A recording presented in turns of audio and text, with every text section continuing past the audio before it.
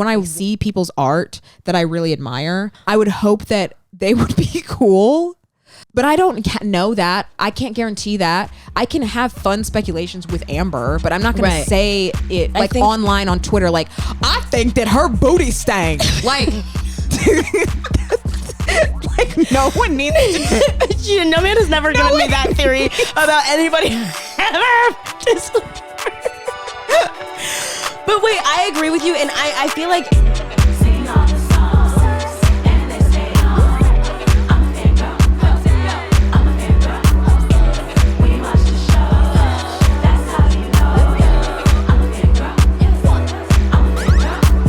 Fangirl Central. Yep. Oh, they're gonna kiss. Oh, Shimon. It's Disney and Nick. It's Disney and Nickelodeon. It's Disney and Nick. We're talking about our Appa and Stitch little plushies that we have here. That's right. And today, hello, my name's Amanda. And I'm Amber. And this is Fangirl Central. Where being a fangirl is central to our identity. Our identity, but also maybe yours. Maybe it's yours, and if it's not, maybe you should own up to that. Yeah, think about it. If you're listening to this, maybe being a fangirl is central to your identity. Think about it. Think about it. Think about it. Think about it. What is that from? Sweet Life on Deck. Think about it. It's Woody. Think about it. Think about it. He's trying to get him to go into a flashback, and Cody's like, shut the fuck up. Yeah. Woody. I don't know what he says. But also maybe I should watch that show because you have seen it more than me. I think you should. I think it's worth it. It's a great ensemble cast. On top of the Disney Nick thing, we also got the boy bands going with Disney Nick because even though One Direction was never signed with Nick, they really tried to get him. They really tried to get him.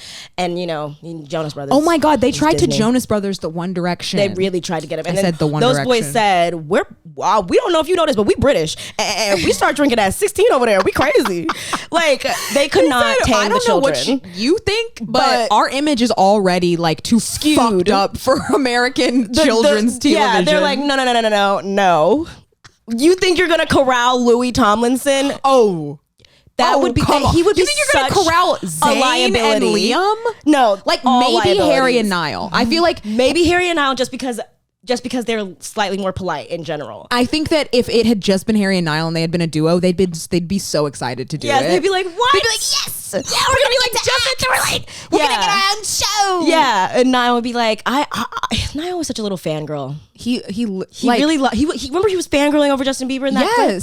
Yeah. That was the first time I saw Niall Horan was during my Justin Bieber phase. I don't know if I've talked about this on the podcast. The very first time I saw Niall Horan was during my Justin Bieber phase when I was in 7th grade, way before I knew what One Direction was, because I was watching every single video I could get my hands on of Justin Bieber, and he performed on X Factor UK in 2010 on One Direction's season, and the lady, I can't remember what her name is, but the interviewer was like, and Justin, do you know one of our very own contestants is a huge fan. He's standing over in the wing, Niall. And Niall, baby Niall with his crooked teeth and his blonde hair, goes, hello.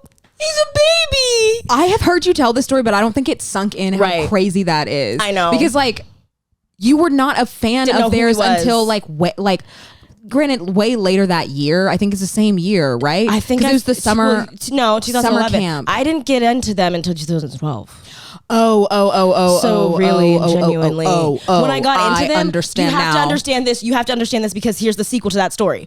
When I was finding every single video I could of One Direction, it said Niall Horan from One Direction is freaking out over Justin Bieber. I can't remember what the title was, and I said, "You've seen that?" I was like, "You've seen that?" I'm pretty sure I've seen this before.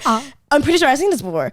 I was like glitching. I was short circuiting because I was like, I've seen this before because of Justin, and so that means I've seen Niall before. That is such a mind fuck. It is. It was. Wow. Well, I know. We don't have Justin Bieber up here. We do have a cardboard cutout of him, but it's covered in your classmates' Why don't we have Justin signatures because you let them Justin sign. is here represented in purple. Yeah. Well, even though that's not the reason that's my favorite color. That's how he's here represented. We'll have to get a roast of Amber Miller to confirm that. Excuse me? Excuse the fuck out of me? At the roast of Amber Miller, we'll invite everyone who was around her when she went through her purple craze. Fuck off. It had nothing to do with Justin. It had nothing to do with Justin. It was the icing on the cake. I feel like it was kind of like the allegations were like false allegations. Allegations. False. Oh, wait. Accusations. False accusations. No. And then the other guy's like, no, well, I would Melania. But yeah, Hello? The Justin Bieber cardboard cutout actually has signatures from everybody in my graduating class of 2016 from my high school. And that was a choice because I got angry, not just mad or disappointed, but angry at my friend for writing in my Twilight book. So that was brave of you. It was brave of me. And do you want to know something? I put sticky notes all over his face and I said, sign everywhere except for his face. Do not doodle. I am serious. And do you want to know what the bitch did? And bitch, you know who you are, bitch. You gave him a mustache. You gave him a beard. And you know what? She was a stank bitch, and you know who you are, bitch. Oh my God. For other reasons. Do you know? And she thought she was being that's funny. So fucking annoying. She thought she was being funny. I told you not to write on his face. And you know what? You really went out of the way because I fucking covered his face with sticky notes, bitch. Oh my God. Those bitches would just go out of their way to make you the maddest you've ever been. Just for and a then be laugh. like, it doesn't matter. Fuck the Amanda's fuck out of here. upset about that. Ew. God, good riddance. Stank. Them Good people riddance. are so fucking annoying. You might need to cut some of this out. But because now I'm mad. But it's kind of the reason that we have this podcast. Miss me at the 10-year we've reunion. been so angered and infuriated by white girls for being stank about every single fandom we've ever had. Every single thing that ever made us smile, they would just laugh at us and not with us. And a little bit about our origin story. You're like, who are these two girls and why are they so traumatized? Because we went to an all girls, all white Christian school in the South. And our current identities that we now know is gay, black, obviously. Black, gay, queer. Choosing to live on the West Coast. Whatever you want to talk about. Choosing to live on the West Coast. Living our hedonistic lifestyles. Heathens. We've got pink and purple hair. But yeah, now part of our healing about being loud and proud and gay and fangirls is doing this loud podcast. And proud and gay. Yeah. And on the fangirls. mic. On the mic. I hope this resonates with our audience. I think it probably does because can I mention, I have not even ever said this, but I've been meaning to say this because I say it to myself out loud all the time. Everybody who follows us on Instagram is the coolest person I've ever seen. That's like, true. I'm every like, single time I look through who's following us on Instagram, I'm like, these are bad bitches. Yeah, they have really fun posts. Oh, they got those posts. The way their posts were always how I wanted my Instagram to look in high school, and I could never get it together. I'm like, these people are making every single fangirl thing look the coolest ever. Like, I see your aesthetic post about going to Beyonce, One Direction, the Eras tour. I see you out there, and I see you making it very aesthetic, and I see you making it very authentic. Right. And it's like I love so your tattoos because it's authentic. And I love your purple hairs. And also, since coming back from Comic-Con, I feel like I'm like craving like fan like connection and community. Mm-hmm. Like we talked about that way back at the beginning of the podcast, but like I've sort of forgotten the community aspect of it. And that's what I'm like, I want to have like meetups with these people. Yeah. I want to know y'all because I've never seen so many like fangirls of so many, like such a diverse community of fangirls. Like they for so many cheesy different reasons. to say. Well, yes, because that's who we are. So like, but it's of course. I just said like fandom is not the same as pop culture, which we will have a longer podcast episode about. But it isn't because your fandom does not have to be popular in the pop culture. It has to be your fandom, and I like to hear why everybody's fandom is their saving grace in a sort. It's interesting to me. It's fascinating. And oh my God, speaking of community, we have a screening that we're hosting coming up. We're hosting a screening for American Cinematheque's Friend of Fest podcast festival for Confessions of a Teenage Drama Queen, August 28th, 10 p.m. at the Los Feliz Theater. I'm so fucking excited. I'm so excited. That is one of those movies that we went back and we watched and we said, this movie must have really been a foreshadowing for how we turned out. It was formative for us. It's really I don't know good. if we're fangirls because of that movie or if that movie was touching on something just in the culture, and so that's and we now connected really with want it. Back. Yeah, but I felt so I don't remember like I felt so connected to her in a way that I had only. When did it come out? 2004. We were babies. Like, I had only ever felt this way for like probably That's a Raven and the Cheetah Girls, where I was like, oh, yeah, like, because I feel that she's so melodramatic, and I feel like I always thought it was very negative to be dramatic. Right. I feel like I am a dramatic person, and but I would never like to admit it about myself. I'd be like, no, I'm not. Me too. Like, I have no argument. I have no way to back it up, but no, I'm not. And now I'm like, I'm really dramatic. And you know what? Every single time I'm my most dramatic, I feel way calmer after. Honestly, like we have been saying to each other, sometimes you just have to be dramatic about it and then get over it and then it's over. On. Yeah. And I want to say that I also felt like I had to, like, being dramatic was a negative thing and I had to hide, and it was like, oh, Amber's the dramatic sister. Like Amber, and it was like the narrative in our family too, from our parents and me. And so since it was from our parents, it was like Amber's the dramatic one, Amanda's the level-headed one. Right. And you know what, those reels, and I sent one today, but like those reels where it's like they put the sisters type in a box, I'm like, this is harmful. Because there's no way that that's the only thing. I know it's like I know it's supposed to be all fun and games, but like some of them are very specific, and I'm like, there's no way that the older sister doesn't take a little offense to having to plan every single. For context. Yeah. But it was I know what you're talking reel. about. Like this was a funny reel, but in analyzing everything, I'll explain the reel just briefly. Yes, because I will talk about it for too long. I'll explain what it was. Amber will give the analysis.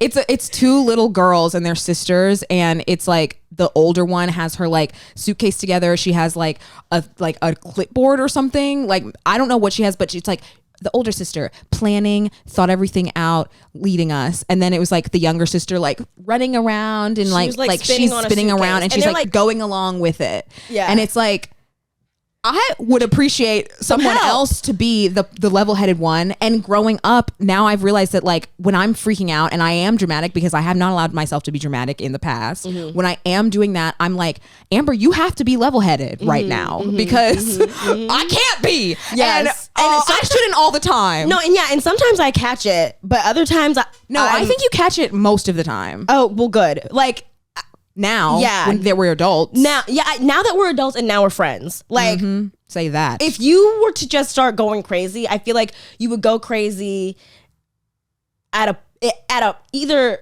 like, you know. Wait, hold on. Let me start over. Before we were friends, I feel like if you were going to have like a whack out moment, it would be in a way that I didn't feel the need to console, because then she's just gonna take it out on me. Or I just straight up didn't notice.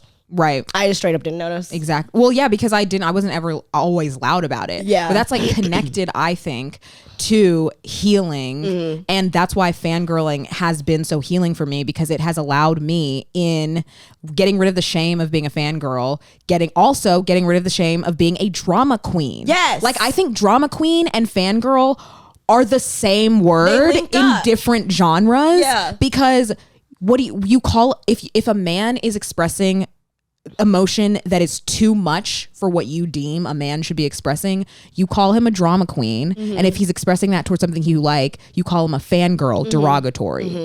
It's the same word. That's like, right. He's being a drama queen, and that's meant to be like, you're being too much of a girl, you're being a bitch, you're being weak, you're being a pussy. We can actively see how you're feeling. So calm that down, drama queen. Put it away. Oh, he's such a fangirl. You're like fangirling over him.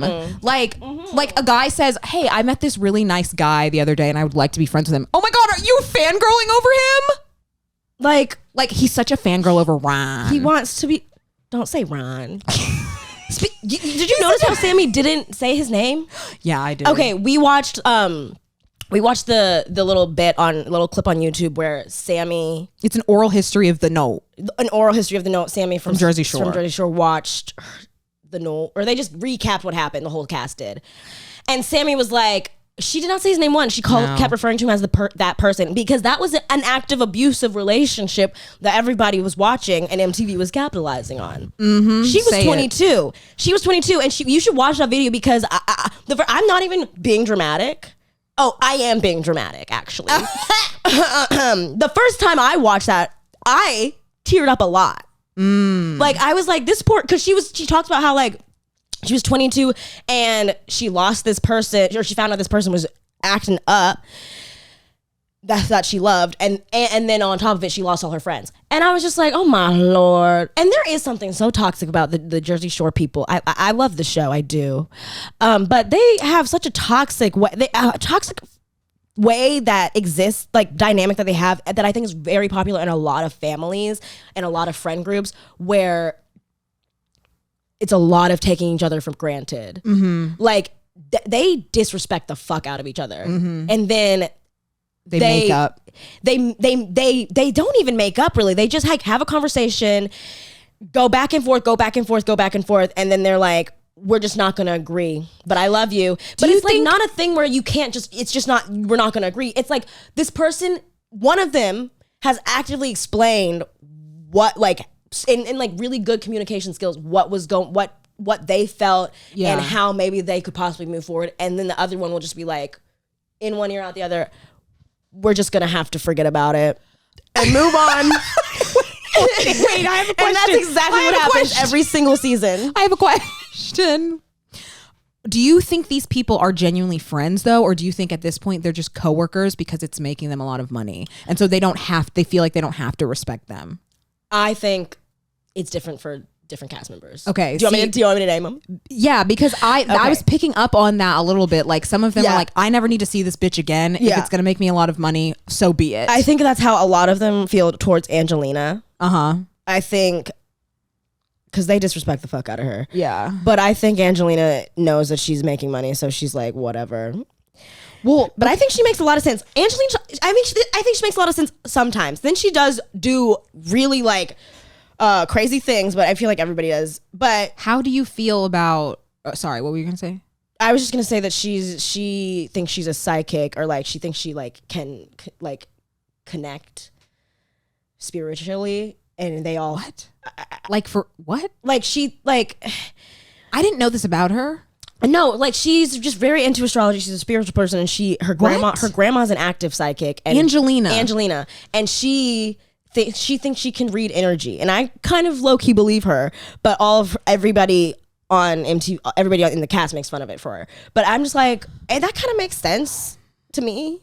But whatever. What were you gonna say? That's so random. I just think I think that if anybody else, here's what I'll say. I think if anybody else in the cast said that, they'd all be like, Snooki is a psychic. She can read energy. But since it's Angelina, they'll be like, she's crazy. Oh, they don't like her. Yeah. So they're biased. Yeah. I think Angelina can do anything that they would do, and they'll still rip her apart for it. So and she says that constantly on the show. And they all are always like, no, you just don't take accountability. And she's like, I know I'm a fucking wreck. Like Angelina's always like, I know I'm a fucking wreck, and I know I'm messy and like impolite compared to these folks, which she's not, okay? Because they're all crazy impolite. If you like put it on like whatever society standards you want to put it on, they do all the same crazy shenanigans for the television, for the bit. Yeah. It's just that Angelina gets the representation of being the most fallen apart. I just can't. I like. Okay, I want to hop in the TV and explain things to all of them when I watch it. Because this is such a long running cast, like I feel like it's unlike a lot of other shows out there, other than like the Kardashians, where like we've been with the same exact cast for so many years. Yeah. Like what other shows are like that right now? The Kardashians, Jersey Shore. Like, is there still a long running? I think Jersey Shore and the Kardashians are hand in hand. Because like all when the I other watch reality Kardashians, shows, it reminds me of Jersey Shore. Yeah, all the other reality shows I watch, there's a different cast every single season, like Love Island. Yeah. I don't watch The Bachelor, but that's how The Bachelor is. Like Love is Blind. And I have my own thoughts about the like ethics of being a reality show fan. Mm-hmm. Because they're real people. Yeah. But at the same time, so much of reality show is fake and forced. And when you watch reality, you kind of have to accept that this is not reality. It's just kind of like more true to life than Doctor Who. Right. And it's kind of interesting because the Kardashians on Hulu is still heavily produced. I'm not saying it's not. Yeah. But it's more realistic than Keeping Up with the Kardashians. Like in Keeping Up with the Kardashians, like you can like it feels like it's more of a vlog. It feels like it's more of a YouTube vlog. Whereas Keeping Up with the Kardashians, you could tell that they told them what they wanted from the scene and like how to say it. That's why I think, and it seemed more scripted. That's why I think that reality show is evolving and becoming more true to life. But what I will say and why this is toxic as a viewer. No, not as a viewer, just like for Jersey Shore. But I feel like back in the early 2000s with the first Jersey Shore, I feel like it was more of a vlog.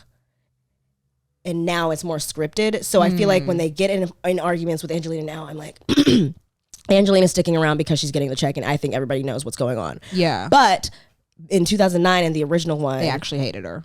No, not even that. I think all of the problematic things that were going on in the house, I think it was more like Love Island set up where it was like a social experiment.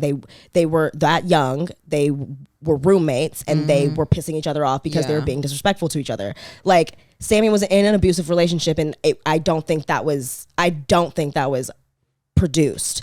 I don't think it was. Yeah. I don't think it was produced. I don't think it was. The conditions were produced. Yeah.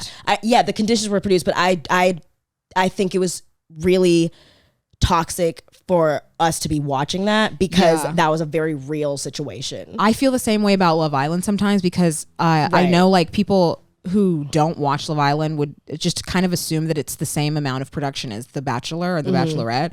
And whenever I tell people, I'm like, no, bitch, like they're being recorded all the time. Sometimes they forget that they're being recorded. They blatantly lie to each other. They don't know how the show's going to be edited. Where lies are going to get back to them. Exactly. They never see producers. They never see anybody. Like they never see any cameras. And so it obviously they're manipulating the conditions and the producers can talk to them on the weekends. However, it's the same amount of realness as I think Jersey Shore is, which it fascinates me as a human being. And that's why I'm such a big fan of dating shows is like, it tells us something about humanity. Yeah. Now, whether or not they're getting the therapy they need, whether or not these shows are hiring a racism sniffer, because hire me as a racism sniffer. Like if you're interviewing these boys and they have never dated a black girl in their life, or they they think that black people should just be together and white people should be together, like I could tell if somebody is that type of racist. I know you haven't in an interview, so please do that. Yeah, you can make these shows more ethical. Right, you can hire a black woman who interviews who's like a part of the casting process, who interviews them, and the person just thinks it's another interview, and they could be sniffing out to see where. Yes, they could be sniffing out the racist. It should just be another list on the criteria. It's just one conversation. It really is just one conversation. They expose themselves very easily, literally. And I want to say, I know you haven't watched this current season. I don't know what season we're on. 10 maybe? UK? Yeah, I don't know. I'm not going to say any spoilers. What I will say is a lot of the white people in this season specifically have said so many strange microaggressions that they don't even realize that they're saying. Right. And I just don't think it's a coincidence that it's just happening in the later seasons where they're having more black women in the villa. Yeah, I mean, I'll also say that in these past I skipped the winter season, but in the season right before the winter season and the season's going on right now, I've seen the first episode. I will also say that in those two seasons, for some reason, they were like, and we've let the public vote who's going to couple up at the beginning. Right. And I'm like, oh, it's always shocker. They're going to put the two black girls game with the two black boys. Oh my God, I'm so surprised that the British public voted for the black people to get together. Yeah. Like, God. Whose idea was that? And I know that they'll do it on their own. And so usually when they do it on their own, it seems like it's an accident because this is the last person left. Like no one wanted to be the black person. So the black person goes with them. Or like if a black person chooses a white person, sometimes that happens. But if the public is putting them together, I'm like, oh, so you're just really saying the quiet part out loud. Right. British public. Yeah, it's really not going to get solved unless you hire a racism sniffer because I agree. I think the reason, like, I don't know what the fuck the reason was, but I suspect the reason they did this was because they were getting a lot of complaints about how humiliating it was for black contestants, women and men alike, for them to be stood up there as the last ones. And it was nobody always awkward for them. Forward for them. Right. But I think that it's awkward for the audience and the villa alike if you're matching them up and it's just a skin tone matching game. Like it's just ridiculous. But it's just ridiculous to watch. It's very cringy. I don't like to cringe. It's also like I don't even know if they even realize it. I don't even know if the non-black people in the villa and the public even realize it. And that's what I'm saying. Like, they've been making a bunch of comments that they don't hear. No, and I'm like, you're talking about skin tone and race, and you don't know why it's bothering you. The reason why it's nibbling at your brain is because they are different skin tones and races. God. Literally, like people they don't know. People that in past seasons have been like, oh, my type on paper is just blonde. Some idiot in this season literally said, I've just really always gravitated, admired blondes. I was like, shut the fuck up. And then people be like, I want him tall, dark, and handsome. And it's literally just like a white guy with who's dirty tan, blonde hair. with dirty blonde, with light brown hair. With blue eyes. With dark features. And dark dirty features, blonde hair, like, kind of dark eyebrows and dark, blue eyes. So like an Italian man. Yeah, or an Italian man. They just never really black. Italian Can't go across the Mediterranean Sea. Oh my God. It is just really that ridiculous. And that's the reason I think these shows are unethical. Not the fact that they exist, because I really love seeing real people. I think it's a complete different genre to like movies. I think it's another type of like art. It could be an art form. Mm-hmm. Like Love is Blind Japan was art.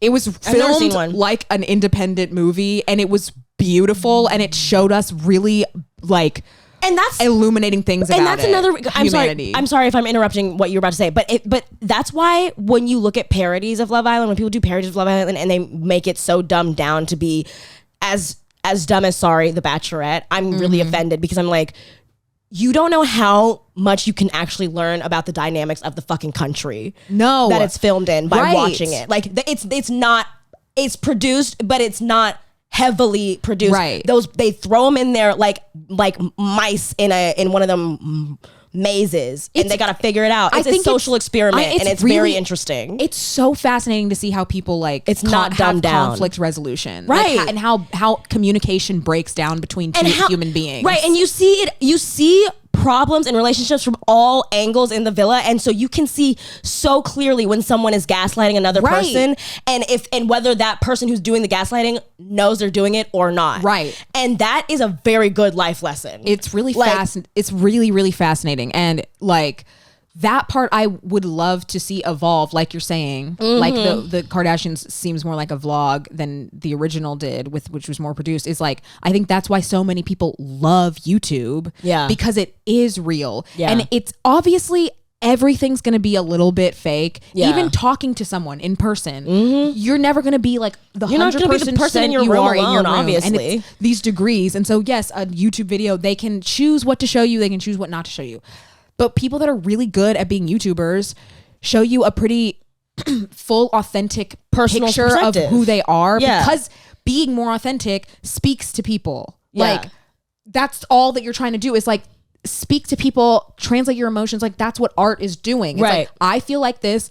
Does anybody else? Can I heal myself and heal you at the same time? Right. Esty and I had a conversation about this the other day, and Esty was literally like, art is made to heal yourself. Like, you are making the art in order to heal yourself. And can I say something? Can I just toot our own horn for a little bit? Because we made this podcast. I was telling Amanda the other day, I was like, this podcast is definitely something that has saved my life, because this art is healing myself in the way that we are like kind of now forced to have these conversations that we were holding back on. And not even that, they're recorded. And when I go back and listen to the recording, I'm like, what did I mean by that? Did I mean what I'm saying when I mean by that? And then if I find myself in a situation where I'm feeling similarly, I'm aware of it. Right. And I'm kind of like, maybe I should add therapy on top of this. Like, I'm just motivated to take care of myself a little more. I mean, we did because of this podcast. We literally did say on the bonus episode that we did on Patreon, like, I feel like you were like, we should like Hannah Montana therapy as like something that you could do. Heal. And it's like, it is a type of therapy, what we're doing right now, because we are just talk therapying kind of to each other. Stuff that we might have talked about before, but stuff that sometimes we have not talked about at all until right now. We're having epiphanies on air. Right. Like exactly. Learning about ourselves and healing things that like we never vocalized. Really thought like, about. Yeah. I've never said to you, everyone in our family thought you were the dramatic sister.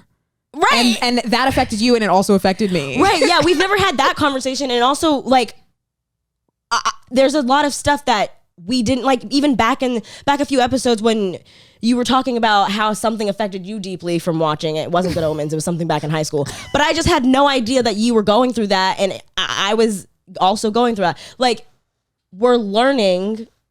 Did I? No. We're learning. Like, I'm hearing different things from you that I've just never heard as a sister. Like, because we're talking to each other as friends, and like, it's crazy. We're still like re-getting to know each other from the years that we weren't as close. That's what it is. Yeah. It's like, because we have been close, I would say, I think they're pockets. Growing. Yeah. Like, it's been growing steadily since I turned 16. Yes. And there's been waves because sometimes we haven't lived in the same city. But because of that, it has not been our whole lives. We were not this close when we were little bitty. No. So there are some things that you happen when you were little that I have no idea. I'm like, Amber, what? Bitch, you were doing what? Well, I was like, just hopping around you. Like, but there's also things that we just weren't even aware. Like, even when we were in the same playroom, there are things that we weren't aware we were going through. Yeah. Like, you were reading what on your computer? You were watching this? Like, I was sobbing to Doomsday on my computer on the couch next to you. Right. And I was just like, I was like, watching one of I was like, I hope my videos. family can't tell that I'm crying. Well, what a psychotic thing to do is to watch that out on the family room couch. Like, why was I doing that? Why? Because you had a room. If you were watching it on your laptop, I know why. Because if you went into your room, I would have given you a hard time. Yeah, that was it. I was about to say that. If you would have gone into your room, I would have been like, Amanda, you're never outside, and you would have been like, you probably were just like, well, Amber, fine, I'll come sit out here, but I'm gonna do what the fuck I want out here. Oh my God. And you cannot speak to me. Yeah, Amber would. That was something that you would get mad at me about, being like, but you're just gonna be on your computer the whole time. And I'm like, I'm gonna be on my computer out here or in my room. Hey, can I say something? I feel like that's why I know. I feel like that's why me and my dearest friend Capri get along. Because she really moves similarly to you. I think we should compare you guys' charts about how you guys handle things. Oh my God, Capri, let's compare charts. Because even what's your Mercury? Yeah, even I had a FaceTime with her like right before we recorded this, and the things she was saying were similar to what you were saying right before we recorded this. What? And I was like, okay, what the fuck? Which is why I summed up your debrief to me in one sentence. And then you're like, yeah, and I know. But there were different situations. But like, then you knew what I was saying immediately because I didn't have to go into like a deeper explanation. But anyways, I think that, yes, you, like, Capri's very much like, I'm going to sit out here with this face on. I'm going to sit in there with this face on. But you cannot make this face smile if I don't want to smile. And it's something I admire so much about people like you because I wear my smile the fuck out. I wear it out until I cannot do it anymore, and then I just disappear for a bit, and then I come back. But I want to do that less in like spurts and not such alarming, such alarming weeks at a time. Well, we're learning balance. Like I could smile more and you could smile less. Yeah, and I agree. That's such a simple oversimplification of It is, of what but we're talking about. But I feel like anyone with a sister can understand. Yeah, same. Like the qualities that you have that your sister admires can also be your flaws sometimes. And so when we take what we learn from another person, if we learn the opposite things, we can take it a little bit too far. Right. Because I feel like sometimes I'm too smiley because I'm trying to be more like you. Sometimes, And I'm like, that was. but not in the way like, oh, I need to be now exactly like Amber, but like this is a trait that I admire in her. Like I can learn from this and like pull from it and be a little bit more bubbly when I really just like you're just being a bitch. Like just be nice. And I'm like, I need to be a bitch. And you need to be a bitch more. I just need to be a bitch when I feel crossed. Like it's balance. Yeah, it's just like balance. if I don't feel like giving a face, then I won't. You can be a bitch, and there's a lot of benefits to like knowing your boundaries. And also, yes, there is, and I'm learning that in my age of 25. But also, you saying your smiley thing. Okay, do you remember? Okay, this is context for the audience. When we were little, if Amanda started dancing, I would get upset. I don't know what that was. I just think maybe I don't know what that was. What about me dancing on stage? What if when you came and saw me dance, did you hate that too? No, I think I really liked it. And remember, I would even put your VHS tapes in to watch your like senior kindergarten, or not your senior, your flick graduation. Yeah. No, I didn't have a problem with it. I think that if you started doing, I don't know, I think if you started doing a goofy dance, I'd be like, stop. And I think maybe because it was out of character, I'm putting quotes on. But what makes me say this, stop. But what makes me say this is because I think I have noticed when you are really smiley out in social situations, and I'm like off put by it. But now that you say this, I'd be like, oh no, she's growing. I'm just masking less because sometimes I mask my emotions. When I was younger, like sometimes I have the tendency to mask my emotions for protection because I don't want to be like, I don't want my emotions to be made fun of. Right. And this is going back to the bitches we grew up with. Hey, bitches. Because we know you listen. Anytime I would be happy about something, they'd be like, oh my God, Amanda. Or they'd be like, oh my God, just kidding. Like, you're just being so dramatic. And so that traumatized me. So I'm like, just kidding. I literally put down I try not to show my emotions around people I don't trust because I don't want them to make fun of me. And as growing up, I've been like, fuck them bitches. Like, I don't care if anyone is going to make fun of me for being happy. I'm an adult. What are they going to do? What's wrong with you? Like, what's wrong with you? Why are you being a bully? Like you're in middle school. Like, and so now when I am around people that I barely know, I'm more bubbly faster because I don't give a fuck about feeling like less than or less cool or less like normal for being so happy about something. Right. Again, fangirling, healing. Fangirling, healing. It teaches you how to live.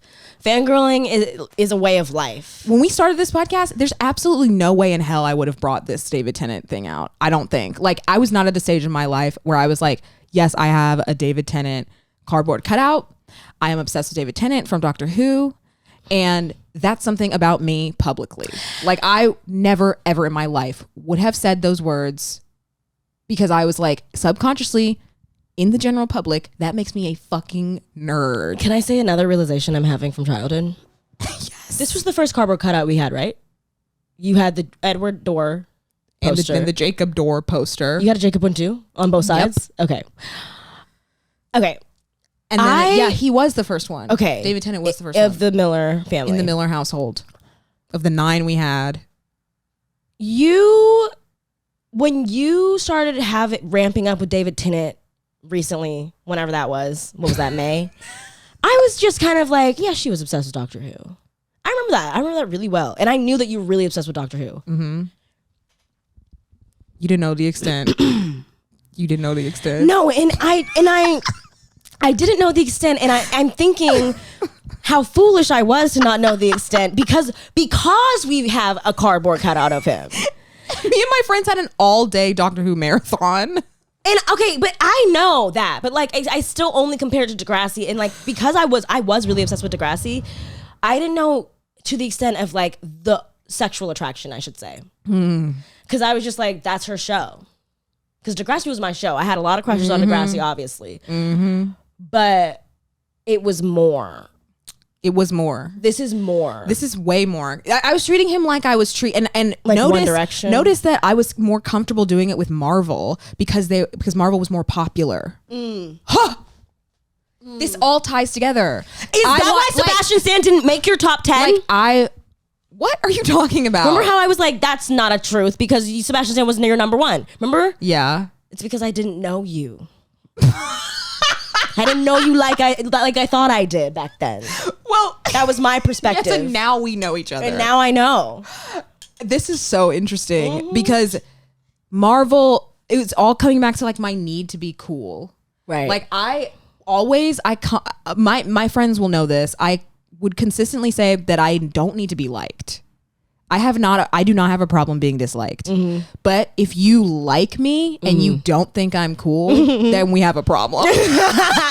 Like if you like me and you think I'm crazy or like you think nerdy. I'm a nerd. Yeah. If you like me as a person and you think I'm a fucking nerd, right. We can't have that. But if I trust you, then you can know I'm a nerd. Right. Hey, come here. I'm crazy. I'm crazy.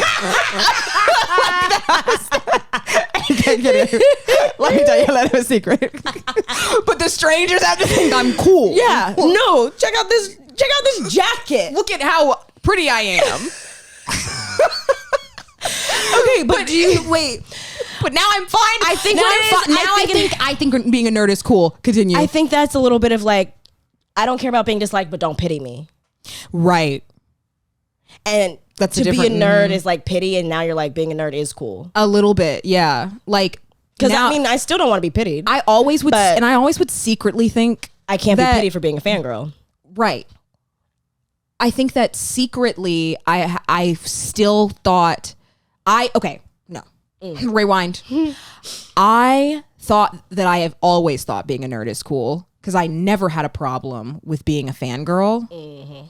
But I never had a problem being a fangirl with things that I thought were popular to my peers or should be, and has like a track record of being popular. Like if people are talking about it at school and they casually like something, it's fine if I'm fucking obsessed, right, and going insane. That makes sense. It was fine with Disney Channel up to a certain extent. Then people thought like we were too old, but enough people still like Disney Channel. And then once people stopped like Disney Channel, I stopped talking about it at school, even though I was still obsessed. Yeah. Then it was like that with Twilight. Everyone was losing their mind over Twilight. I was just losing my mind a little bit more than everybody else. Yes. And I could tell, like, if I got too crazy, then they'd be like, okay, man, like, I don't like Twilight that much. Yeah. And then it happened with Marvel. And then it happened with One Direction to a certain extent because we went to an all-girls school. But I stopped, like, talking about the Jonas Brothers after they stopped being cool to my peers. Yeah. I stopped talking about High School Musical and Hannah Montana after it stopped being cool to my peers, even though we were still watching every episode of Hannah Montana. We watched the finale and we sobbed when it came on. That's interesting. And at the same time, like, I think somebody mentioned Doctor Who at school, like one of the girls that like everyone thought was a nerd, and I'm putting that in air quotes, because she talked about Doctor Who, and I was like, don't talk about that here. I was like, girl, don't talk about that here. You know we don't talk about that, right? This is not the place. Oh, we're not with other nerds. And that's why I was fine at Comic-Con, because I was like, it's fucking cool to be here with all these people. Yeah. It's fucking cool on Tumblr to go to Comic-Con. Yeah. Like, we're the fucking weirdos. And healing as an adult has been like, I am a fucking weirdo. And you know what?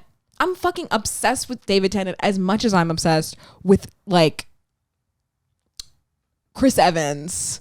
What? Don't bring him into this. I'm just saying, like, people think it's cool to think Chris Evans is hot. He is. And I feel like most normies would look at this man and be like, why is he so sad? Like, you like, girl, you like that? Well, he is like, so why is he so damn wrong with his face? He's been through like a lot. Tall, white, pale, skinny white man. God, stop. And they're like, bitch, what? And I'm like, bitch, yes. Yeah, that's me. Bitch, yes. Please look him up as Crowley and then talk to me about it. She said what she said.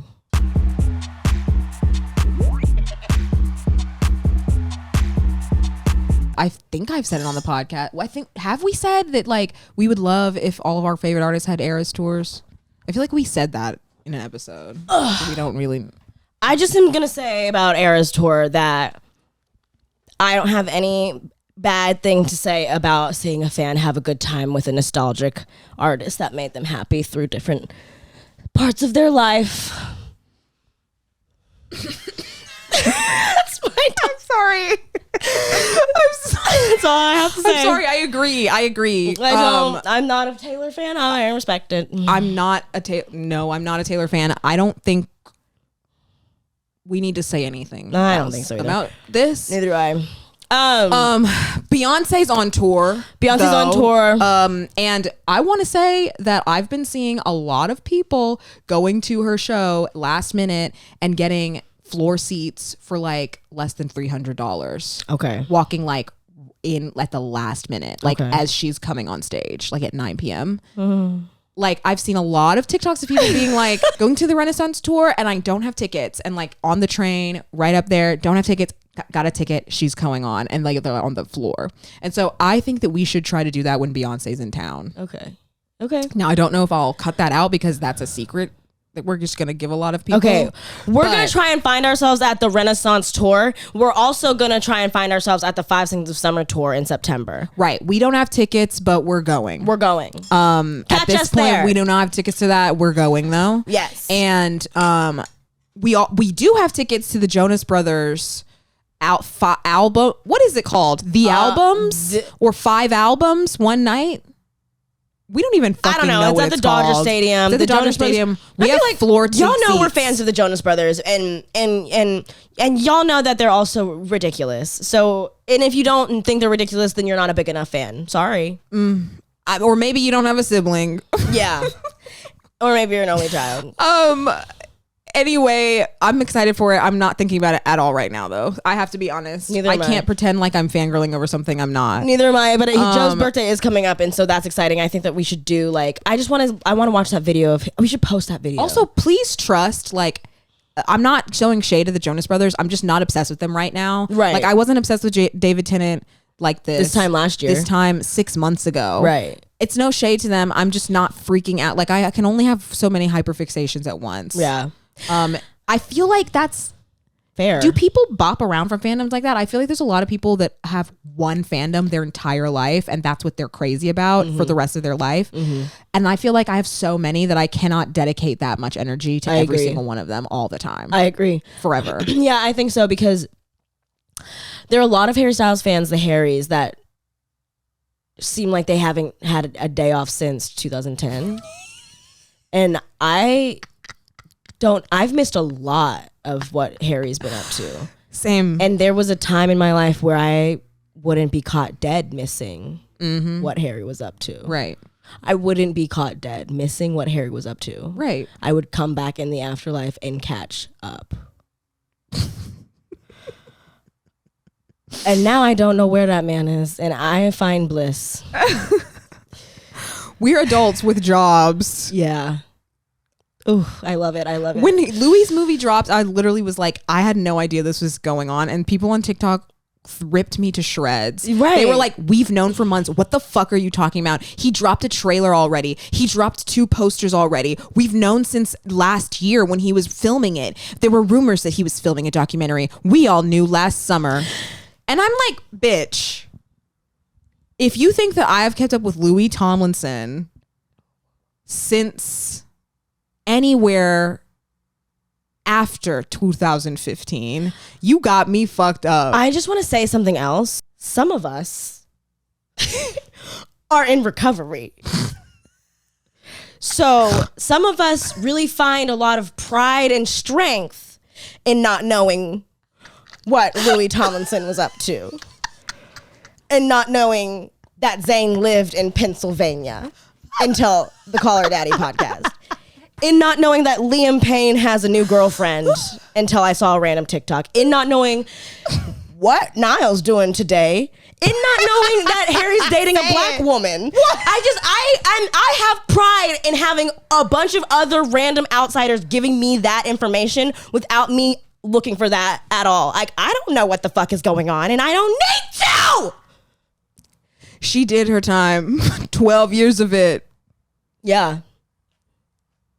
motherfucker. I agree with everything you said. Thank I agree you. with every single thing you said, because I kind of feel similarly in the fandoms that I'm actively actually in, because I'm in the Good Omens fandom. Mm-hmm. I read millions of theories per day on Twitter and Tumblr. I read so many fan fictions. I take suggestions from other fans, but I'm just kind of like a silent lurker in the fandom. Like I'm not like an active voice, I would say, of the Good Omens fandom. Right. However, I am a part of the community. And I see some people where I'm like, get boundaries. Right. Like, stop knowing so much about David Tennant's family. Like, you don't actually, know like him. you don't know these people. Right. And the you don't need to. parasocial You element. really don't need no, to. the parasocial element of fangirling is why I think it can feel like all of it is hysterical. Yeah. That's why I but think the hysterical part is the parasocial part. The I other think- stuff can be very healing. right. Like and I fun. think there's nothing toxic or unhealthy about being so obsessed with something that you know every single thing about it. I think that there's something unhealthy in doing that with a human being. That you don't personally don't know. Or even Like- that you do personally know. I don't want to know as much as I knew about One Direction about anybody else and for the rest of my fucking life. I swear to God. Like, I swear to fucking God. Yeah. I don't need to know that much about anybody. I like knowing the bits and pieces that they are willing to share with us. Right. But if a bunch of fans like found out something and it's not something that they directly said, or it's like something weird, like, or something like guessing, or right. trying to guess like if they're like, dating someone, or guess like their sexuality, or like, I don't know. Theory. Just I couldn't think of the word theories theory. about people. I don't yes. want to theorize about random strangers that I don't know. Like, I want to talk about what we do know, and that is that they can sing, that they are handsome, and that they make us laugh. I don't want to theorize about anything else that they have not told us confirmed. And for fictional, for actors instead of musicians, I will theorize about these characters until I literally cannot hold my eyes open anymore. Right.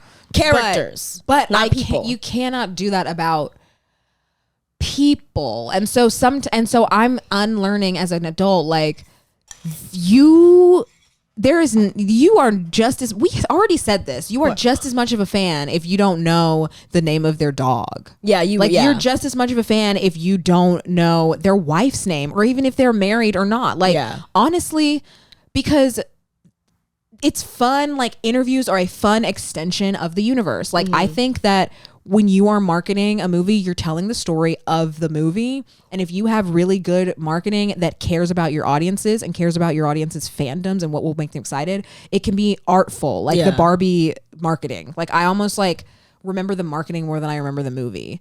And like, when you have that, that's fine. You can watch them in interviews. They chose to put themselves in front of this camera to market their movie. This is a consensual exchange.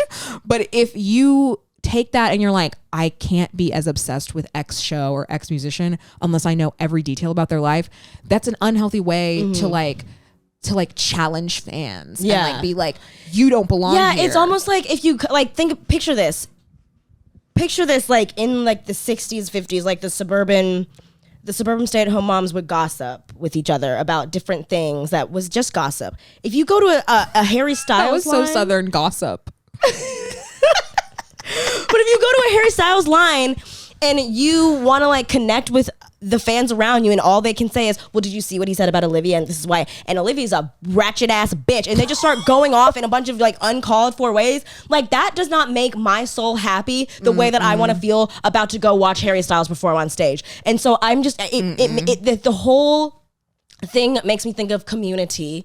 And if the community is stank, you're going to want to find an escapism from it. And that's what America or real life is, and fandom should be for us. Yes. So let's not bring in all this toxic, gross gossip And that's to the fandom, because we don't know. Let's just have this happy thing and take what we have. Let's not turn it into something that just ruins it for everybody, for the celebrity at hand, for a fan who doesn't want to know, for a fan who doesn't know, who now feels invalidated for how much this music may make them feel because they don't know that Harry has a dog. I don't think Harry has a dog. I just said that, And y'all. who knows? That's the thing. I don't know knows what he takes care of. if he has a dog. We don't. We don't know him. We don't know him at all. But we what I listen to his music. and he makes me happy. And what I will say is that concert felt like church. And I had a release. I had a tear release the next day. I just started crying. And I was like, that must have been because of the concert last night. I started crying for no reason. That's amazing that you had that experience. Yes. Okay?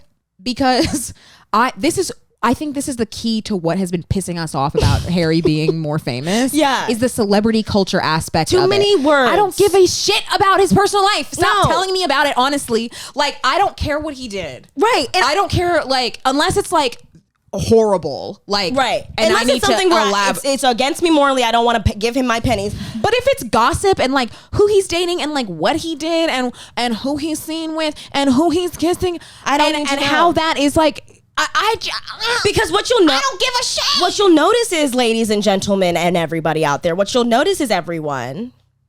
What you will notice is that the celebrities, the artists, the musicians that don't have a huge crowd around them theorizing random pieces of their life will post stories more. They will tweet. They will tell you funny little anecdotes that happen in their lives that will make you feel closer to them and make you sign off on their personality as well as their music or art. But when you take that away from them because you put too much pressure and anxiety on how you expect them to present from all these different opinions of little girls and people just wanting to either villainize them or protect them and put them on the highest pedestal ever, they're going to just be like, you don't need to know anything. You don't need to know anything except for what I can slip to you in a music lyric. And that's unfair. Your fault. It's your fault. Your fault. Because I would like to see Harry be a goof, and he was a goof in 2012, and so was Louis Tomlinson. And you know what? Louis and Harry were goofs together, and who fucked that up? No, who fucked that up? Right. Y'all know the answer. Fuck off. Wow. Get out of that parasocial relationship. It's time to break up with whoever you are obsessed with. Having a parasocial relationship with a Respect celebrity their art. pushes them away and makes the fandom worse. It does. It makes the community talking. worse. They stop posting, and then you just are like, well, whatever. This is a problem with celebrity culture in general. I miss seeing Zayn. We haven't heard from Zayn in 6 years. And yes, he's a very quiet person, but like, that was a pleasure to see him giggle. Right. I miss seeing Zayn giggle. And we would get to see him more if his fans didn't give him so much anxiety. I know, like, honestly, it is such a pleasure that there is so much content of David Tennant online because he's not as famous. Tom Holland or took popular off. as the right. Tom Holland was always posting. Yeah, he stopped. And he took off. So was Zendaya. And so was Zendaya. Zendaya was posting all the time on her Tumblr. Okay, if you were on Zendaya's Tumblr in the 2010s, you dressed like you don't know what the fuck's going on. Tom had because that was me. He has musicallys out there. He would say anything and everything, and then he got too many eyes on him, and everybody started having something to say about what he said. Y'all told him he looked like he had a frog in his mouth, and he took off. Oh, that hurt him. That hurt her feelings. He was laughing back then, but he has since recently said that it gave him a bad time mentally. I despise celebrity culture, and maybe this is the pop culture episode. Maybe this is the pop culture episode because we have talked about reality and stuff, but like, fuck celebrity culture, honestly. And I know that's gonna. I feel like it's gonna piss some people off because like so many people love celebrity culture, but like honestly, I don't give a shit about it. I think it's actively ruining people's lives. Me too. Like actively ruining families' lives. Yes. Like going like Jennifer Garner was talking on David Tennant's podcast about how she cannot go anywhere in LA without her children being paparazzi'd still. And it's like, who wants that? Do you want that, America? Do you want to see Jennifer Garner's children every day? Like, do you? Do you need to? Well, do you need to? That's what celebrity culture has produced, is that she can't go anywhere without her children being watched all the time. Like, and that's just one celebrity, but like, imagine what Beyonce's life is like. Like, I understand that they're like rich and famous and stuff, but like, it would suck to never be treated like a human being. Yeah. Again. Right. By most of the people in the world. Or just have to weave in and out of a bunch of places and just have to think about it. And okay, I know that it's just a parody, but the poor mother on the other two. Oh yeah, the other two. Yes, I know that's an extreme, but like that does a really good. No, I think that's exactly like the extreme that is needed. Well, yeah, because that woman was just a natural people pleaser in her everyday life as a mother. That she stood out at the stage door and was just shaking everybody's hand because she didn't want to go inside. Mm-hmm. And look what happened to that woman. Like, I love Molly Shannon. She's as an actress in her art, I think she's adorable. I have no idea what she's so like. Good. Yeah, like, also, like, I feel like when I watch people or like I see people's art that I really admire, it's a step towards wanting to know them as a person, as another artist. I'm like, they would probably be so cool, but it stops at that for me. I'm like, I hope that they would be cool, and then it stops at that. And I'm like, if I ever meet them, I would hope that they would be cool. But I don't know that. I can't guarantee that. I can have fun speculations with Amber, but I'm not going to say it to anyone else. Do you want to know what I think? Like, I think online on Twitter, like, I think that her booty stank. Like, like, no one needs to. No man has never given me that theory about anybody ever. Disclaimer. But wait, I agree with you, and I feel like a solution for that, genuinely, like, if you see somebody and you're like, that person is very cool and it makes you want to know them more, I think it's a possible solution that maybe we could start practicing as a fangirl society, as the fangirl central, is just be like, I really relate to that. I really liked how this person acted this part out, said this in the interview, wrote this lyric, whatever it is, handled this situation that was accidentally caught on camera. Whatever it is, you don't need to know more about that person. Just understand why you relate to it, understand why you respect it, and maybe adopt that action or how you interpret it. However you interpret it, adopt that into your lifestyle and just be like, now I like myself a little more. Mm-hmm. Just get inspired. Just be inspired. Just be inspired. That's what I'm saying. That's exactly what I'm saying in the most long-winded way. Don't think that don't become obsessed with this person. Be inspired by them and just adopt it into your own lifestyle. Yes. Like, then there's no harm in that. There's no harm in that. There's no harm in that. But I feel like so many fan spaces verge on crossing boundaries, and that aspect comes from celebrity culture. Like, it comes from stan culture, not like fan culture, honestly. Like, I'm sorry, but being a stan, I think, is the worst part of the identity of a fangirl, because like, when you take it so literally, I'm saying, like, if you identify with that word and it means something different to you, that's go ahead. But if we're talking about like stan, like stalker fan, like whatever that, and like stan definition and is, some elements of stan Twitter, like the worst elements of stan Twitter, I feel. I'm thinking about Twitter in my mind when I'm thinking about stan culture. Yeah, who just and how it tweets on everybody's thing. Yes, and it like armies going in, like, doxing people and like doxing people because they said something bad about, like, basically everything that you see in Swarm. Yeah, like, I think verging on that, and also the worst of stan energy. It's the cult, like followership that you exhibit. Yeah, like anything where you think you worship this person for real, because like you think that they're this person, literally like deifying them. Like, take a step. And they can do wrong. I'm gonna go ahead. It's not they can do no wrong. It's they can do wrong because they're a person like you, a human being, and you can do wrong, and so can they. And don't take that away from them, and don't give it to them too much. Just use a character instead. Don't get them mixed up with their character. Don't get the actor mixed up with their character. We have movies and TV shows with long running seasons that scares the shit out of me. Someone just threw something away. We're by the dumpster in my apartment. That scared the shit out of me. Oh my God. What was I saying? Oh, we have actors in TV shows and long running series so that we can learn as much as we want about this specific character and songs and songs, and that's fun to really get into it and really know everything in and out of this character. But don't forget, it's a character that you were given the privilege to know everything to because it's not a real person. And we're speaking to ourselves. Yeah, we're speaking to ourselves, and that's what I was about to say. I'm going to plug the short film that we did a couple years ago, The Day I Didn't Meet One Direction. If you look closely in Amber's eyes, she's not well. She is not well. She is not well.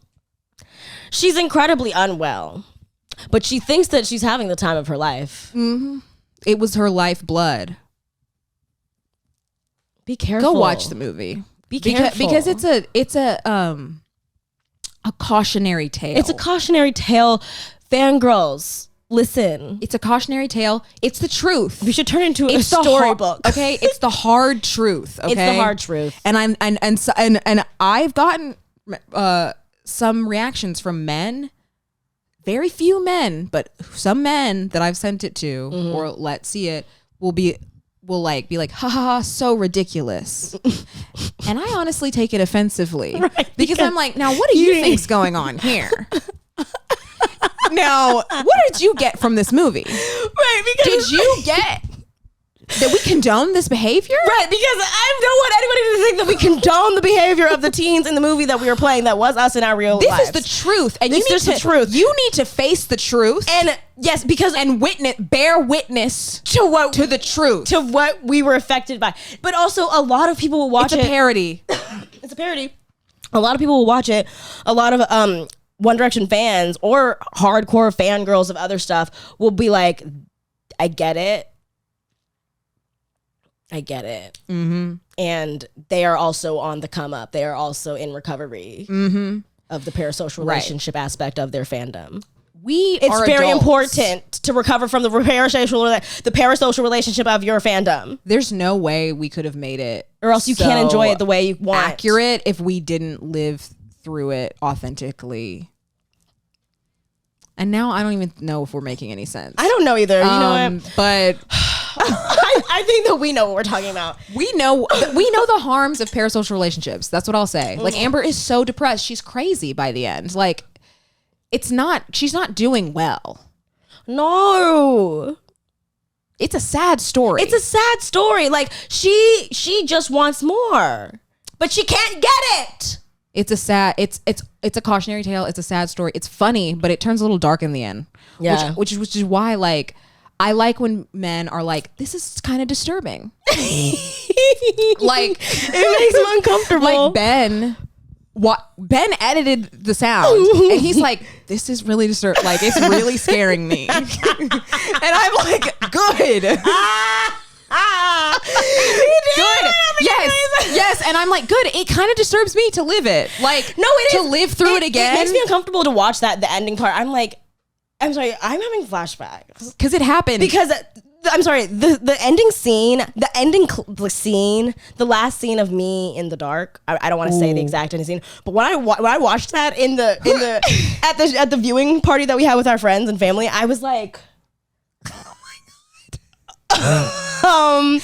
Amber, but do you know what everyone says? Everyone that I send it to is like, Amber's such a good actor. She's not acting. Like, and I do say that. I'm like, I know she is, but she's also like not acting. It's muscle memory. She's just reenacting. I'm not acting. I'm reenacting. No. But it's like you were method acting, being somebody you're not, because that is not who you are anymore. No. But I think it was just easier to method act something that you did because it was who I was. Yes. You're like, that's how I felt. I was like, I know this girl, Amanda, age 17, Amber, lives in Memphis, age 15. In Nashville, which is like kind of like a euphoric, it's an automatic euphoric like burst to our brain because Nashville growing up was the concert city. If you were in Nashville, you knew some big event was happening. So for us to get up at 6 a.m. to drive to Nashville, and on top of it, we were trying to find One Direction. We had all the One Direction update accounts. Am I speaking too fast with the podcast? Keep up. I feel like we're that video of the B movie, but every time they say B, it gets faster. Oh I feel like every time we say One Direction, it gets us with this podcast sometimes. Okay, but yes, like on top of like having what we think are the tools to actually find it. Like I felt like I was like fucking whatever that character's name in Journey to the Center of the Earth. Like we found the book. We found the key. We booking a flight. And we going to the center of the earth. We're on. It literally is exactly that. It literally is exactly Act 1 of Journey to the Center of the Earth. And then we didn't. Yeah, and then his brother's dead. Oh my god.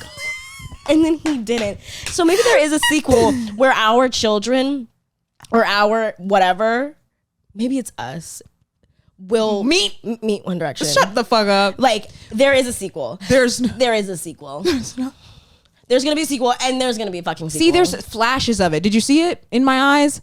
I was like, meet One Direction. Like in the terms of a sequel, I think it's because you are currently 17-year-old Amanda mentally right now as we are ramping up this conversation. Yeah. And so I think it's like mentally, if it was a sequel directly to the day I didn't meet One Direction, I met One Direction. Whatever the circumstances of it would be, it would be respectful. Oh my God.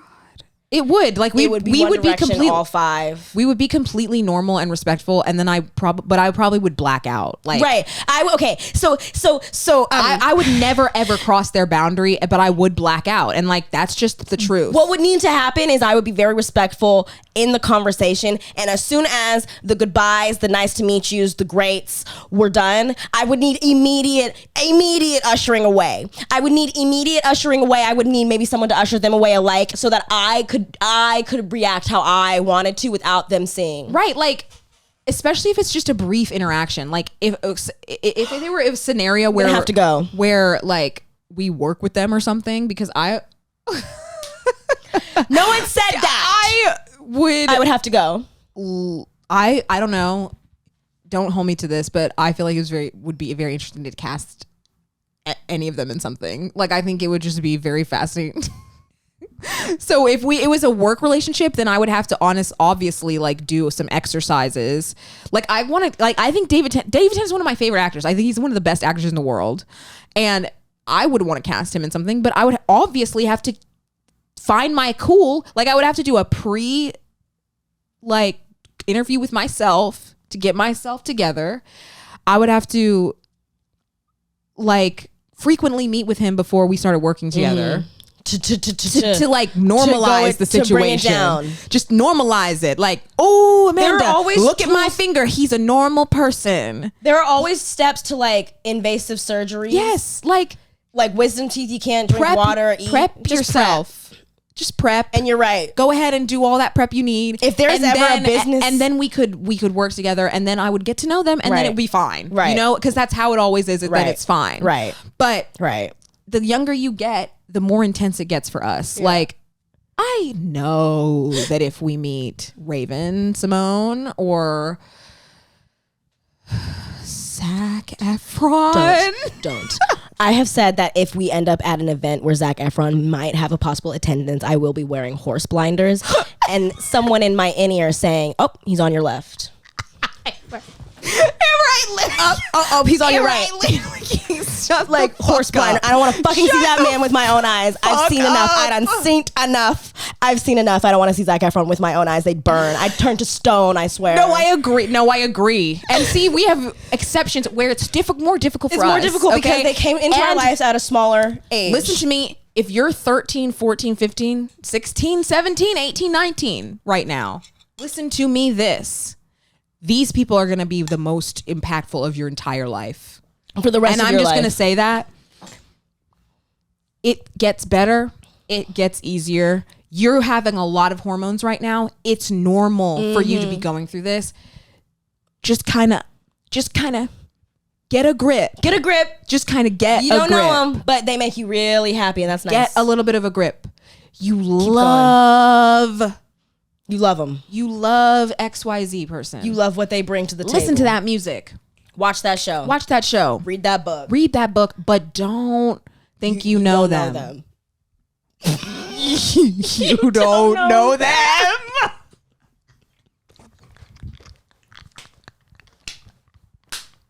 And you don't need to, baby. No. You don't need to. That's what we think about celebrity culture.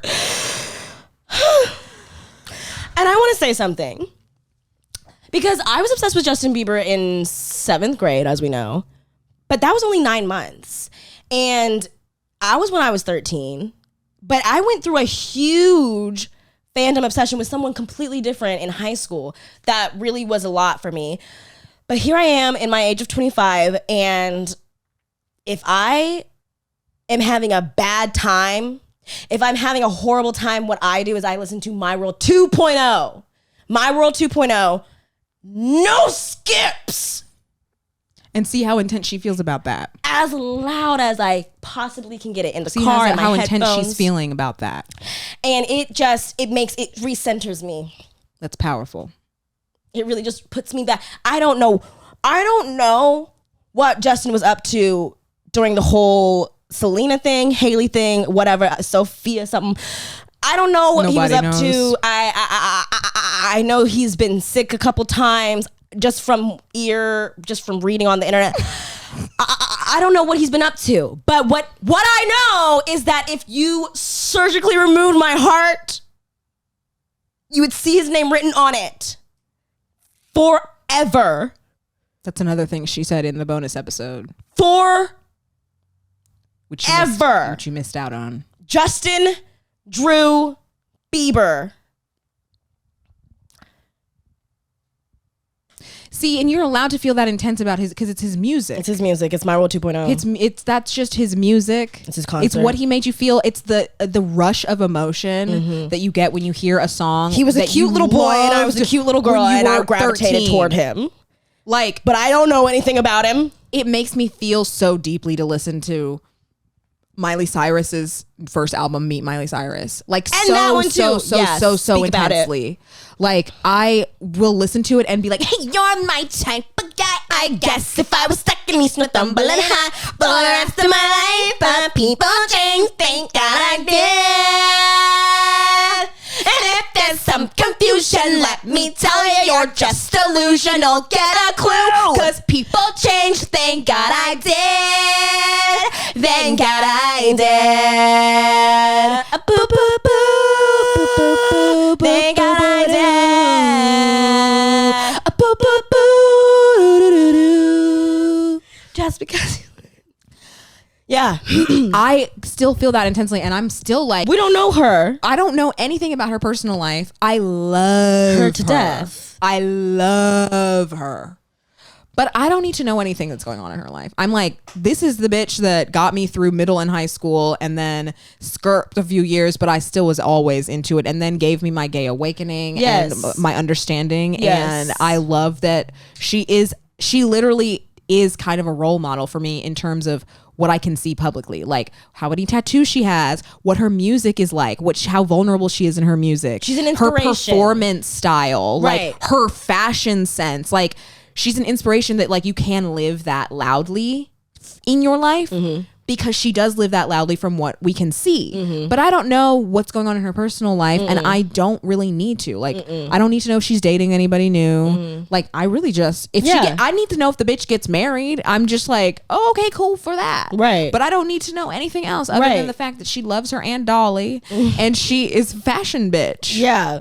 Like, what they post on their personal Instagrams is all we need to know. It's just fun to see, the same way it's fun to see whatever your friend is posting on Instagram. Right. Like, treat a celebrity like that one person you like follow on Instagram that like you literally don't know anything about. Like, but it's kind of fun to see their updates. Right. Like you like their pretty photos and you like the pretty things that they release. And when they announce that they have a new project going on or like something new in their life, you say congratulations, that's amazing, and you keep it pushing. Keep it pushing.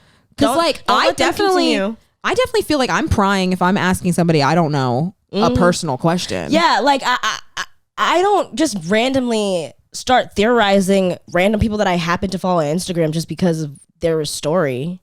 The same way some people with a celebrity, like it's her back, which means maybe she's I don't know, releasing an album called Back. I don't know what the Taylor Swifties be saying. I'm not concerned. I'm just not concerned concerned. Ooh, shade. No. It's no shade at all. That's not no shade. It's absolutely no shade because we were once concerned. We are just telling you this because we've seen the light. Yeah. And we're still working on it. Yeah. Oh my God. Today is Sebastian Stan's birthday. See, and I didn't even. And if that doesn't just really sum up the whole conversation we were talking about, because Amanda's phone passcode used to be Sebastian Stan's birthday, and now it was an afterthought. I literally didn't even remember. Like, I saw the date just now when I was looking at my notes, and I was like, oh, that's Sebastian Stan's birthday. I remember what his birthday is, obviously, but I'm just not paying attention. And that's growth. That's growth because I used to walk around in ages 16 to about 18, but also in my head, like 22. I would walk around saying, I'm going to marry Sebastian Stan. Like, he can get married, but he's probably going to get divorced, whether or not he's married already. Like, when I'm in my late 20s, like, I'm going to marry Sebastian Stan. Like, I can just feel it. Like, I feel it in my system that he will be my husband. And I would say that, and people would think that I was joking. But it was Did you think I was joking? No. Okay. Because I had the same thought about some people. Yeah, everyone thought I was joking. Mm-hmm. Even my best friends. Yeah. They'd be like, oh, yeah, like she says this. No, I wasn't joking. No, I didn't think you were joking because I believed you. Amber believed me. She's the only one that did because like, she saw me get under that blanket when all those people were meeting Sebastian Stan at Philly. I had my own pathway of your life that I thought that you guys would end up in the same room. Where I was like, I think I'll meet him. I probably will. Like, no, for sure. But I don't think I'm going to marry him. No, like I'm talking like. And I'm not talking about for you and Sebastian, but like when a young girl thinks that they're going to marry X, Y, and Z person from celebrity here, when they say that, and when they say it a certain amount of times, and when it's a certain type of person, what they mean is I actively see a way my life and career will go after I graduate college or high school or whatever, where I will end up in a series of events with this person that I'm obsessed with that I can't even act right about in my own room. Mm-hmm. But I see a series of events of my future where I will get to the point where I will be able to marry them. I will be able to get this person to want to get down on one knee for me. That's called delusion. That's called the most powerful form of delusion. It's sometimes it's necessary. Sometimes it honestly, is necessary. Imagination is the only thing that can get you out of something. And sometimes it is. If you have a very powerful imagination, if you're having the worst day in high school, you will make it to the next. Because I would sit in my Latin class or whatever, and I would imagine the day me and some enter whatever 5 seconds of a member here would be in the UK. And he would be meeting Amanda for the first time, and I'd be like, yeah, we bicker a lot. Just be prepared. Y'all know what imagine I'm talking about. Oh no, I've exposed myself. I was gonna wait till the fan fiction episode to expose myself. Amber, like we don't know that you read Imagines. Fuck off! I didn't read Imagines. But anyways, yes, I would imagine it, and I would be like, you didn't? No, I did. Amber, stop playing. That was me lying. I'm a Gemini. Oh my God. We need to talk about that on the episode. But I would sit there and be like, no, it's okay. I can graduate high school and I can get through living in Memphis with these racist ass people because I'm going to be in the UK dating insert whichever 5 seasons of summer I was obsessed with at the time here. And he's going to love me. Yep. I'll be in Los Angeles living my dreams and married to Sebastian Stan. Like, come on. This is just temporary. Let me have it. Like, right. Let me have this fantasy. And that's why I'm like, girls, I'm talking to you, fangirls, ages 18 and below. I see you. Fantasize about it. Fantasize. Oh, fantasize your heart out. Everybody search Take Van, Let Me Fantasize on Spotify or wherever you stream music. And dance. Yes. Do that and then fantasize. And then fantasize about it. We're just giving cautionary tales because we've been here before. We're older. We're a little bit wiser. A little bit. Just a little bit. Just a tiny bit wiser. We're figuring this out together. And we support you. we did not talk about this on the podcast. Pizza Hut made us into Funko Pops. Like, they made us into Funko Pops off of the fucking cover of our podcast, which is Sam K's a genius, which is shot and designed by Sam K. But they literally made us into Funko Pops. Like, we did not know they were doing this. No one out pizzas and they the just Hut. showed up at our house with this, and like, I honestly can't believe it. I'm still kind of shocked. I can't really process it. It's insane because we're like in doll formations of ourselves, but during Barbie summer nonetheless. Like, I feel like our dreams are coming true. Right before Comic-Con and Barbie weekend. Funko Pop. So Funko Pops at Comic-Con and Barbie. Yeah, like dolls. It was pretty insane. I'm wearing a purple skirt. Like, this is my dream. This is our actual clothing too. Like, I think that's just crazy. It is. It really is. And we just have to give ourselves our flowers. And thank you, Pizza Hut. Thank you so much, Pizza Hut. Because Jesus we used Christ. to, as a family, we used to go to Pizza Hut all the time and eat stuffed crust. It really was the family dinner spot. The family dinner spot. David Tennant just scared the shit out of me.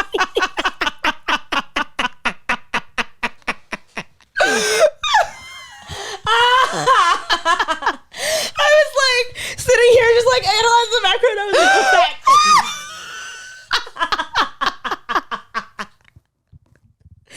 God. Oh my God. Cardboard cutters all day do it. He honestly is pretty scary. Like, he's in a battle stance. Oh my, stop. He's not in a battle stance. He's sad. Okay. He's like looking in a battle. He looks like he's like trying not to be knocked over. He's ready. He's got his feet planted in a battle stance. That's just how he stands because he's so tall. White men are alarming. Everyone knows it. Oh my God. No, you're right. You're right. Speaking of David Tennant, I have my snake ring on that kind of looks like Crowley's tattoo. It is really painful because there's like something that's sticking out of it, digging into my hand. Man, dude. But I wanted to show it because I'm wearing it. I'm also wearing this Robert Pattinson shirt that I showcased earlier, but I didn't say anything about. So just click on the video if you want to see. I am not wearing anything fandom worthy. But I have my purple fucking stitch. I just want to take this time to say, because I need to give my little Good Omens update. If you think that I was gonna be over this shit in 2 weeks, you're very mistaken. And then I would allow you to question my fandom card if I was already over it, which I'm not. And I'm still saying, still get in my DMs about it, even if you just finished it. I'm still talking about it in my head. And out loud to me, which she doesn't do it a lot, but I never know what she's talking about when she does. I just listen. I watched some more gay shit. I watched Red, White, and Royal Blue. And I feel like when you watch Red, White, and Royal Blue, I want to talk about the burst of queer stuff that's going on lately in like fandom specific things. Okay, I thought you meant, okay, yeah. Because it's interesting and it's relevant. Okay, right. So we'll come back to that when Amber has seen Red, White, and Royal Blue. Right. And maybe if you've seen Good Omens, but I don't know if you're going to. I think I might make it more of a priority than other things. Okay. So we'll see. All right. We'll see what happens. So we'll talk about some gay shit next time. And thank you so much for listening. And as you guys know, with our cautionary tales, don't forget to also remember to always keep it chaotic. I had no idea what you're about to say. Really? Until the last second.